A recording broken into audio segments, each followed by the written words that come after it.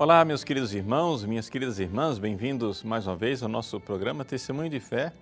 Aqui é o Padre Paulo Ricardo, quero acolher você e convidá-lo nos próximos minutos a refletirmos a respeito do Evangelho que a Igreja nos propõe neste domingo, que é o quinto domingo do tempo comum. Nós iremos refletir sobre o Evangelho de São Marcos, capítulo 1, versículos de 29 a 39. Você se recorda que nós estamos iniciando a leitura do Evangelho de São Marcos. Então, Jesus começa a pregar o Evangelho, anunciando que o reino dos céus está próximo, chama os seus discípulos e então vem aquela cena em que ele expulsa o demônio de uma pessoa possessa na sinagoga. O Evangelho desse domingo é o Evangelho que segue imediatamente aquela cena da expulsão do demônio. Jesus vai imediatamente para a casa de Simão e de André. Esse imediatamente está lá no original grego, colocando toda uma espécie de pressa. Jesus cura a sogra de Simão Pedro, de uma febre que ela estava sofrendo, mas a narrativa ela é colocada por São Marcos como se fosse uma coisa assim meio atropelada, meio uma coisa atrás da outra, de uma forma bem compacta, de tal forma que em 3 versículos ele já conta tudo daquilo que é a cura da sogra de Simão. Por que é que eu estou dizendo isso?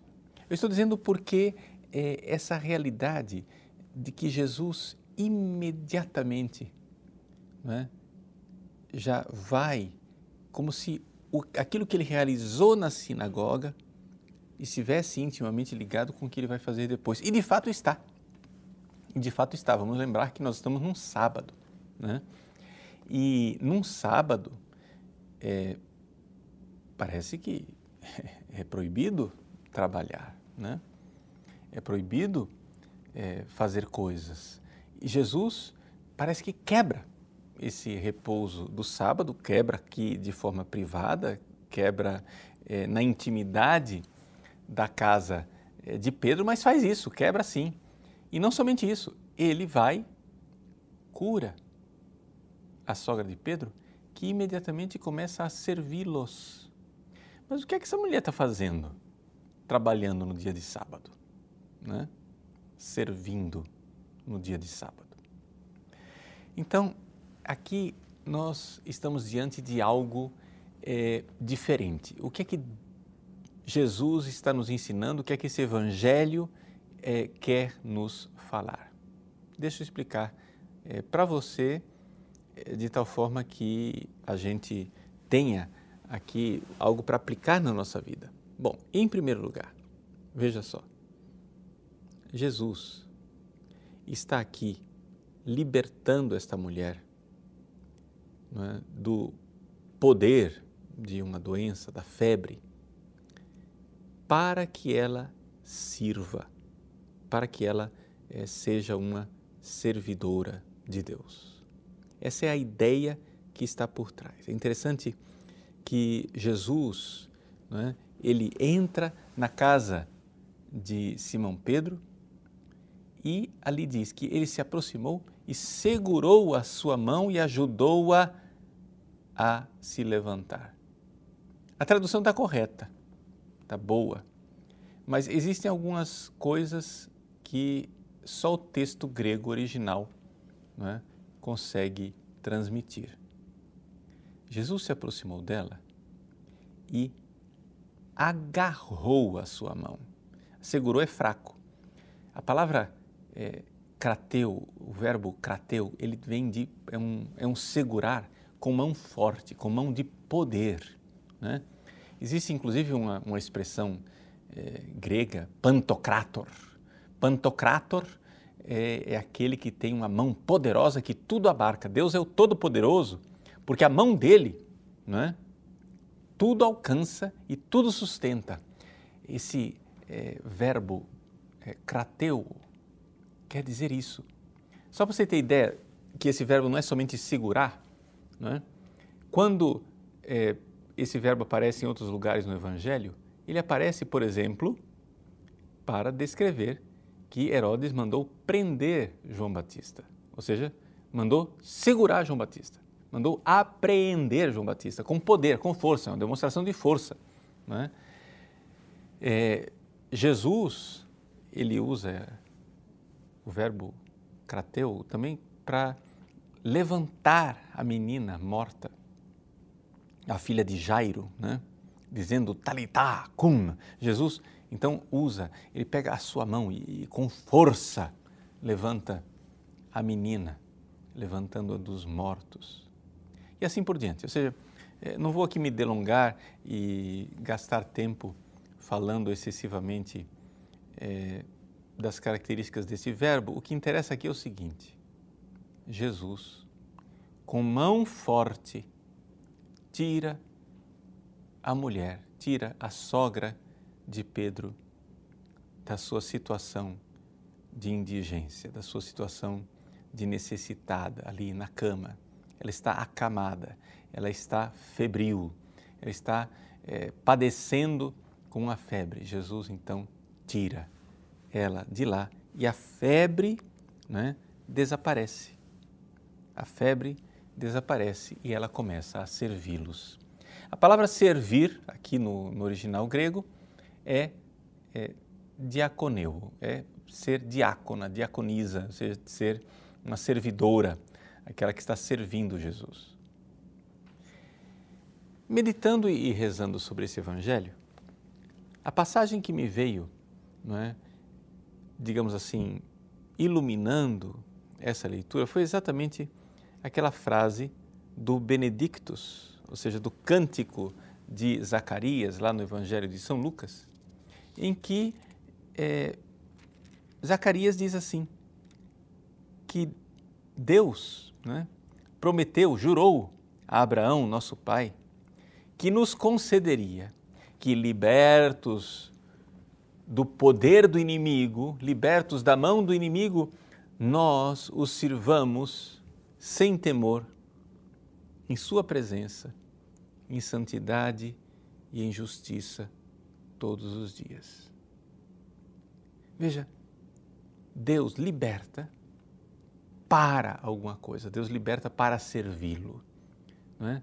Aqui o que Zacarias está dizendo é exatamente aquilo que foi vivido pelo povo de Israel que era escravo no Egito. O povo era escravo do faraó e Deus o liberta com poder, com mão poderosa, né? Esse pantocrator, né? Essa mão poderosa que intervém, com mão forte, Deus liberta o seu povo do poder do faraó do Egito. Para quê? Para poder servi-lo, né? Moisés, quando ele foi falar com o faraó, ele falou exatamente isso: deixa o meu povo ir para me oferecer sacrifício, culto, né? Para me cultuar. Então, é interessante isso e aqui está o centro daquilo que eu gostaria de refletir com vocês neste Evangelho. Ou seja, Deus nos liberta com mão forte para que nós possamos servi-lo, né? Para que, libertos da mão dos nossos inimigos, nós os sirvamos sem temor, em santidade e justiça, na sua presença. Libertos para servir. Isso aqui é algo assim que para o homem moderno, o homem atual, é algo que a gente não reflete com frequência, é algo que a gente poderia dizer assim, bastante surpreendente para o homem moderno. Porque a gente pensa a liberdade sempre como uma liberdade de alguma coisa. Mas Deus, quando nos dá a liberdade, Ele nos dá a liberdade de alguma coisa, mas também para alguma coisa, né? Eu não sou somente livre do inimigo, como Jesus acaba de libertar aquele possesso na sinagoga e imediatamente Ele vai e liberta com mão forte aquela pobre mulher que está na cama. Ele liberta né, do poder do inimigo. Ele liberta da doença e do mal. Mas Ele liberta também para. Ele liberta para que nós o sirvamos em santidade e justiça diante dele. Então, ali, imediatamente, a sogra de Pedro, que se levanta, agraciada por aquela mão forte de Cristo que tocou nela, ela se levanta para servi-los, para estar a serviço. Rompe-se aqui uma espécie de inércia, rompe-se o sábado, rompe-se, não é, uma espécie de descanso inerte para uma ação divina em que Ele nos salva, nos liberta, para que nós possamos servir verdadeiramente. Mas gostaria de aprofundar mais ainda esta ideia. Em que sentido? Os santos padres, quando falam desta passagem do Evangelho, da sogra de Simão Pedro, eles notam que a mulher está com febre. E numa linguagem, né, alegórica, eles veem nesta febre, né, o ardor da carne, né? Ou seja, o grande inimigo da nossa alma, o maior inimigo da nossa alma, que é a carne. Você sabe que são 3 inimigos dos quais nós precisamos nos libertar. É o diabo, o mundo e a carne. As pessoas têm uma dificuldade de entender o que é carne. As pessoas acham que carne é o corpo. Não é verdade. A carne não é o corpo. Na Bíblia, a carne é a alma. É a alma carnal, ou seja, é a alma dominada pelos prazeres do corpo, que é tão dominada e tão escravizada pelos prazeres do corpo, pobrezinha, que ela recebe o nome de carne. Embora ela seja alma, ela ficou tão carnal que ela recebe o nome de carne. Quer dizer o quê? A nossa alma é aquilo que dentro de nós tem a capacidade de amar de verdade. Pois bem, nós precisamos ser libertos para ser libertos para. Eu preciso ser liberto da escravidão de ficar buscando os meus prazerzinhos pessoais, carnais, egoísticos, para ser liberto para amar, liberto para dar a minha vida e servir a Deus, dando a minha vida e amando de verdade. Nós somos chamados por Deus para amar, gente. Ninguém de nós nasceu para ser egoísta. Então, o que é que acontece? Muitas vezes, as pessoas querem pregar o Evangelho, mas terminam adaptando num afã, numa vontade, num desejo de adaptar o Evangelho ao homem moderno, fazendo uma coisa que a igreja nunca quis, que é adaptar o Evangelho ao homem carnal. Uma coisa é você adaptar o Evangelho de tal forma que você que está me ouvindo entenda. Outra coisa é eu adaptar o Evangelho de um jeito que você que está me ouvindo não se sinta incomodado. É claro que você tem que me entender. Mas se você me entender, se você está entendendo aquilo que eu estou pregando, aquilo que eu estou dizendo para você, você tem que sair daqui extremamente incomodado, perturbado, querendo mudar de vida, insatisfeito com você mesmo. Se não houver isso, gente, não tem pregação, não é? Nós vemos no Evangelho aqui que Jesus, não é, com o pôr do sol, muitos doentes vieram e começaram a se reunir na porta da casa. E Jesus então curou a muitos, expulsou o demônio de outros, etc, etc. Depois que termina tudo isso, Jesus de madrugada sai para um lugar deserto para rezar. Simão, juntamente com outros companheiros, vão à caça de Jesus dizendo: Jesus, estão te procurando. E Jesus diz assim: eu preciso ir para outras cidades, outras vilas, outros lugares, para ali também anunciar o Evangelho, pregar o Evangelho. Kerusso, em grego, o querigma, né? Eu tenho que fazer o anúncio, eu tenho que anunciar um Evangelho da liberdade de e da liberdade para, da liberdade do poder do inimigo e dos demônios. Por isso é que Jesus a primeira coisa que Jesus faz é expulsar demônios, mas é uma liberdade também uma liberdade para servir, uma liberdade, não é, que é para se doar, para amar. Isso é que precisa ser anunciado. E eu preciso anunciar isso em outros lugares, preciso anunciar mais e cada vez mais. Então vejam que o evangelho desse domingo, ele é um evangelho que tem uma profunda conexão com o evangelho do domingo passado. No domingo passado, a ênfase era: nós fomos libertos de. Nesse domingo, nós somos libertos para. No domingo passado, a ênfase está no fato de que o demônio nos acorrenta. Nós nos acorrentamos. Nesse domingo, a ênfase está no fato que nós precisamos de uma liberdade interior. Mas vejam que aquilo que realmente perturba nossa liberdade interior não é tanto o diabo ou o mundo. O maior inimigo da alma não é o diabo e o mundo. O maior inimigo da alma é o terceiro da lista, ou seja, a carne. Porque o Santo Tomás de Aquino diz assim que o inimigo ele é tão mais traiçoeiro e perigoso quanto mais íntimo ele é.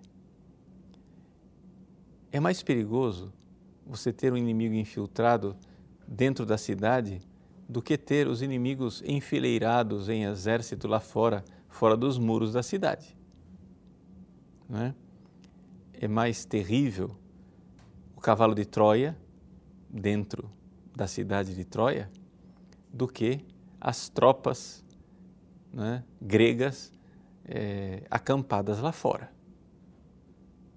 Então, nós precisamos entender que a febre da sogra de Pedro nos lembra que essa liberdade interior que nós precisamos adquirir é exatamente o fato de que nós temos que parar de seguir os instintos e os prazeres carnais para libertos libertos dessa mentalidade carnal de prazerzinhos egoísticos,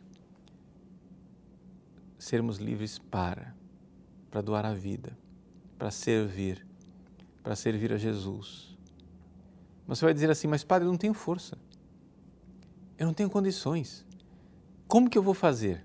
Veja, eu luto com os meus vícios já há tantos anos, há décadas. Eu luto com o vício do álcool, das drogas, da maconha, eu luto com o vício da prostituição, do adultério, do sexo fora do casamento, da masturbação, da pornografia.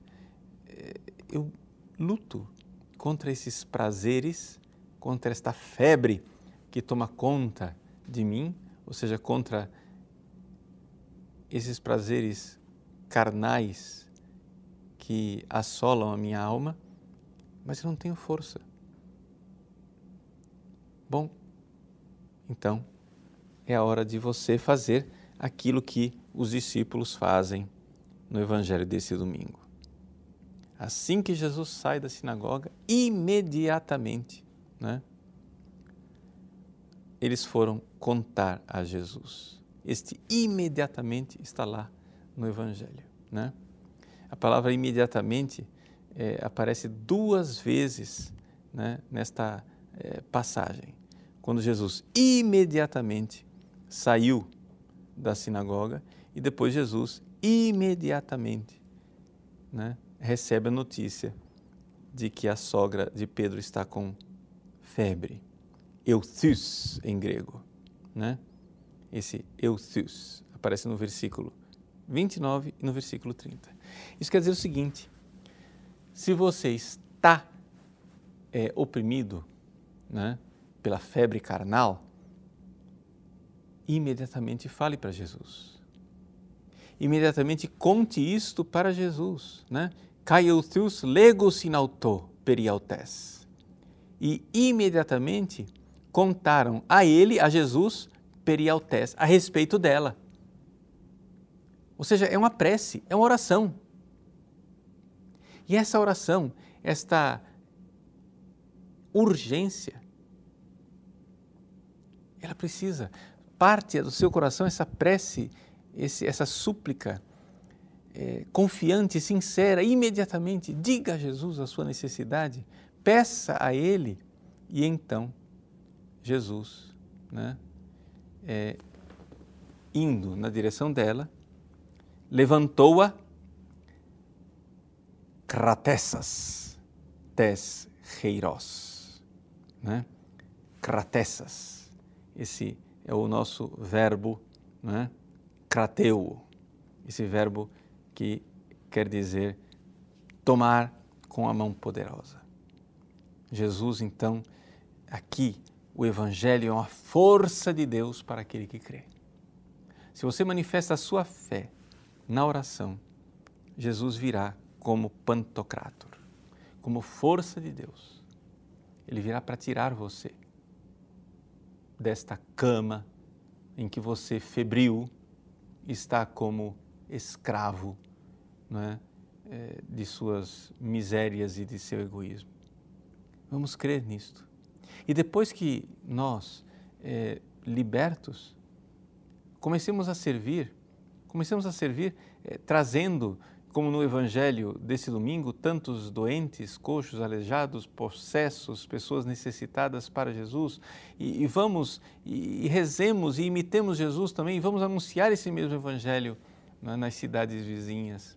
Essa realidade, não é, de rezar, encontrar em Cristo a força e ir servi-lo, servir Jesus, tanto fazendo bem às pessoas concretamente, como evangelizando, anunciando a boa nova. Esse é o Evangelho desse domingo, essa é, em síntese, né, essa realidade que foi vivida, né, há milhares de anos atrás, lá no Egito, quando Israel foi liberta do faraó para servir a Deus e foi lembrado por este santo, São Zacarias, pai de São João Batista, dizendo que é a promessa de Deus. Creia na promessa de Deus, porque Ele prometeu a Abraão, nosso pai, de conceder-nos que, libertos do poder do inimigo, né, do poder do faraó, do poder de Satanás, do poder da febre de nossa carne, nós possamos servi-lo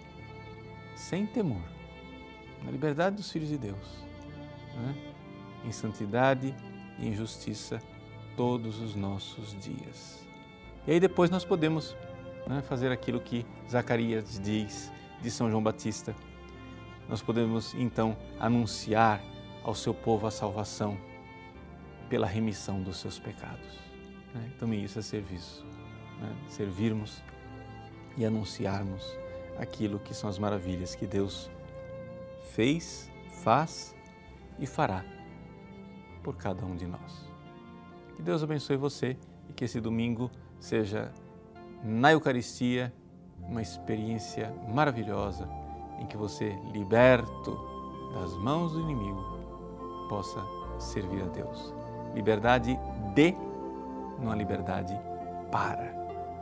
Deus abençoe você.